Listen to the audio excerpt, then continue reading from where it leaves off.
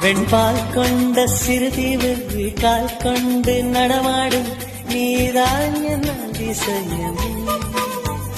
உலகில் ஏழல்ல அதிசயங்கள் வாய் பேசும் பூவே நீ எட்டாவது அதிசயமே. வான் மிதக்கும் உன் கண்கள் தேன் தெறிக்கும் கண்ணங்கள் ஆள் குடிக்கும் மதரங்கள் அதிசயமே. நங்கை கொண்ட வீரல்கள் அதிசயமே. நகம் என்ற கிரீடம் அதிசயமே.